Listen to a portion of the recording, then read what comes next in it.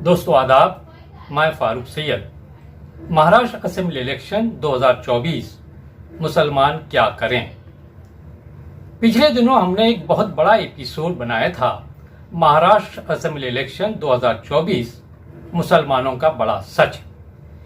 उस एपिसोड में हमने महाराष्ट्र असेंबली 2019 में कितने मुस्लिम एमएलएस थे और 2009, 2014 और 2019 में कौन कौन सी असेंबली सीट पर मुसलमान एमएलएस चुनकर आए थे, किसे कितने परसेंट वोट मिले थे, तफसील से बताया था। आपने हमारा ये एपिसोड महाराष्ट्र असेंबली इलेक्शन 2024 मुसलमानों का बड़ा सच अगर नहीं देखा है तो जरूर देखें और पूरा देखें ताकि फैसला करने में मदद मिले।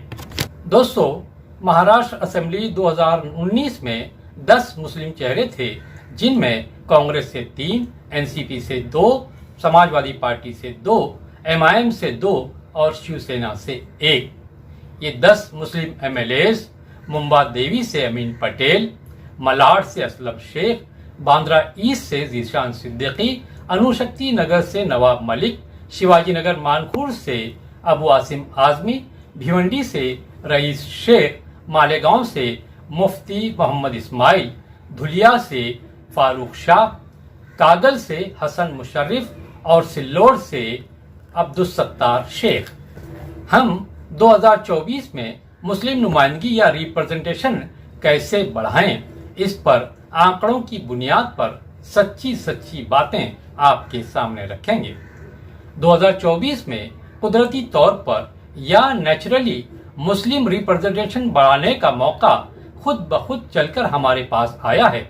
इस मौके का हमें भरपूर फायदा उठाना चाहिए, वरना बाद में बहुत पछताना पड़ेगा। सबसे अच्छी बात यह हुई कि पहली बार अपने आप को सेक्युलर कहने वाली पार्टियां कांग्रेस, एनसीपी शरद पवार, शिवसेना उद्धव ठाकरे को अपने साथ लेकर अलग हो गईं। दूसरी तरफ भी हिंदुत्ववादी पार्टियों का बहुत बड़ा गठबंधन है। अब मुसलमानों को करना क्या है?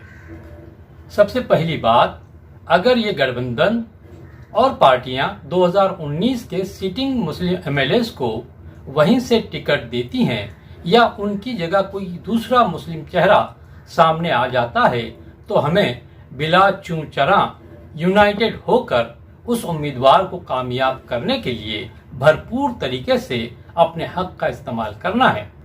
ऐसी जगहों पर, यानी जहां सिटिंग एमएलए इलेक्शन लड़ रहा है, तो हमें नया तजुर्बा करने की जरूरत नहीं है, क्योंकि सिटिंग एमएलए जिस पार्टी का भी है, अब उसे 2 और पार्टियों की ताकत मिलेगी।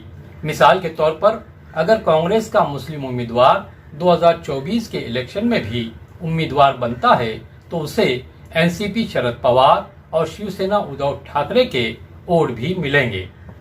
इस वक्त इस बहस या झमेले में पड़ने की जरूरत नहीं है कि हिंदू वोटर्स मुस्लिम उम्मीदवार को कब वोट देते हैं। 2019 के 10 मुस्लिम एमएलएस में से 2-3 एमएलएस को छोड़ दें तो बाकी 5 उम्मीदवार ऐसे हैं जिन्हें 20 से 40% और 2 उम्मीदवार हसन मुशर्रिफ और अब्दुल सत्तार शेख को 80 से 90% हिंदुओं ने वोट देकर कामयाब किया था।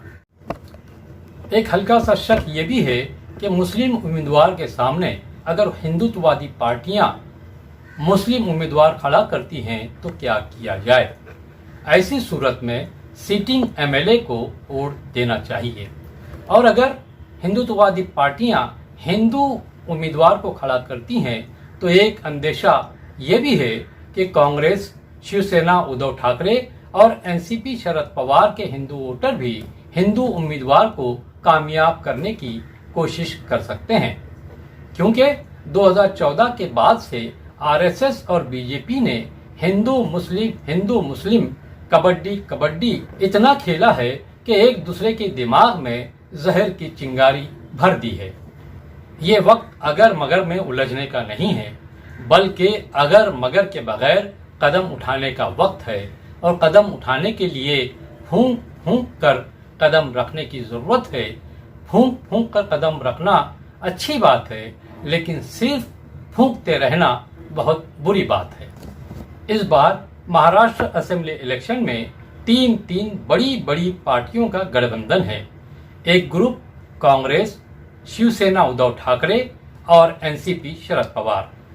दूसरा ग्रुप बीजेपी, शिवसेना एकनाथ शिंदे और एनसीपी अजीत पवार। तीसरा ग्रुप, जिसे बिखरा बिखरा या टूटा फूटा ग्रुप कह सकते हैं, वो है एमएनएस, एमआईएम, वंचित बहुजन अघाड़ी और दूसरी वोट कटाऊ पार्टियां या वोट कटाऊ उम्मीदवार। पहला और दूसरा ग्रुप अगर किसी सीट पर मुस्लिम उम्मीदवार देता है तो हमें आंख बंद करके उनका साथ देना चाहिए, क्योंकि तीनों पार्टियां अपने एक उम्मीदवार को कामयाब करने के लिए मैदान में कूद जाएंगी। सिटिंग उम्मीदवार का अपना खुद का बहुत बड़ा वोट बैंक होता है। साथ में तीनों पार्टियों की लहर या हवा भी बहुत बड़ा काम करती है, जो हर उम्मीदवार के लिए ऑक्सीजन का काम कर सकती है। मुसलमानों को असेंबली इलेक्शन 2024 में बहुत आसान फार्मूले पर काम करना है। वो ये कि तीन पार्टियों के गठबंधन के उम्मीदवार के साथ हो जाना। तीन पार्टियों के गठबंधन के उम्मीदवार के सामने कोई नया चेहरा, कोई नई पार्टी या अपने कामों के बलबूते पर आपके इलाके में वोट मांगने आ जाए तो समझ लें कि उसका मकसद क्या है। क्या वो इलेक्शन जीत सकता है? वो खुद इलेक्शन जीतने के लिए आया है या किसी को हराने के लिए? ये भी हो सकता है कि अपोजिशन पार्टी के उम्मीदवार को फायदा पहुंचाने के लिए न सिर्फ अपने सर का सौदा कर चुका है, बल्कि आपके सरों को भी गिरवी रख चुका है। 2024 के असेंबली इलेक्शन में ज्यादा से ज्यादा मुस्लिम उम्मीदवारों की कामयाबी का रिकॉर्ड बनाया जा सकता है। बता दें कि 1999 की असेंबली में अब तक के सबसे ज्यादा यानी 13 मुस्लिम एमएलए रहे हैं। 2024 के इलेक्शन में यह आंकड़ा आसानी से 15 पार किया जा सकता है। वो सवाल हो सकता है, इसका जवाब बहुत सीधा और आसान है।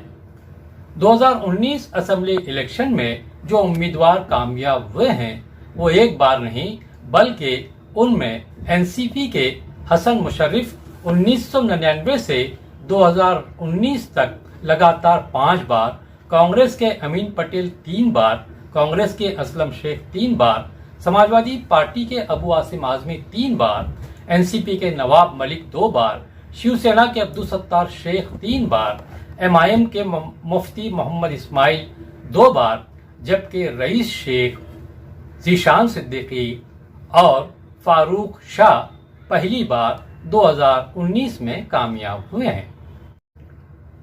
इन 10 मुस्लिम एमएलए के अलावा 13 से 15 इलाके ऐसे हैं जहां पर मुस्लिम उम्मीदवार कामयाब हो सकता है।